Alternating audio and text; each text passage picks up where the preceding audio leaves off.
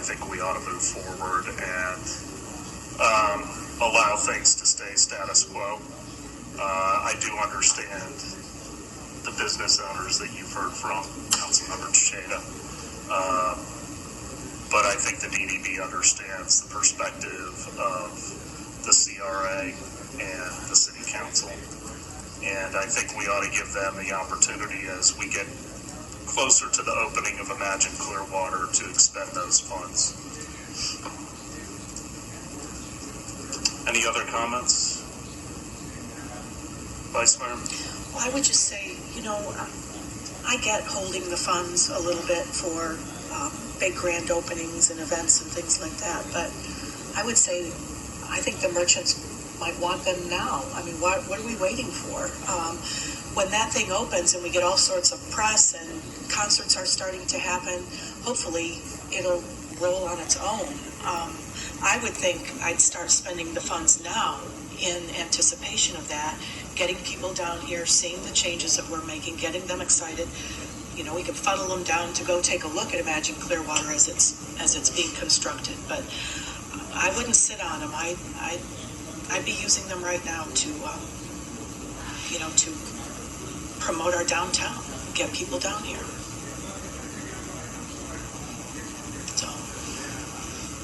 Well, it's a two-way street. I mean, it's incumbent upon businesses to come and make the application. And I have to admit, for the 2 years that I sat on the DDB as whatever we were, Miss Winter, ex officio or innocent bystander, I didn't see many applications denied. In fact, there were a couple that I was a little bit surprised they were approved. I frankly might not have approved them had I been voting, but I think it's still incumbent upon people, if they want free money, to come forward and ask for it, for heaven's sakes, and then let the chips fall as it may. So, anything else on this item? All right, item 4.2. There we go.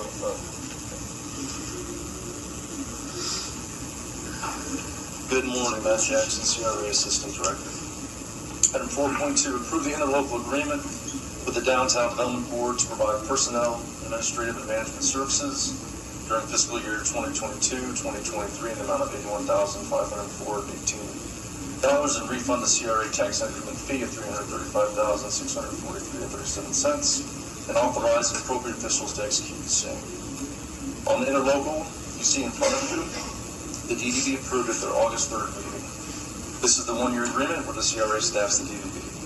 Under Florida statutes 163, which governs CRA, we are allowed to enter in these types of agreements where we implement services supporting the downtown plan. We rely on funding from them for items such as special events and small business grants. This time I'm happy to answer any questions. Any questions? Anyone from the public to speak to item 4.2?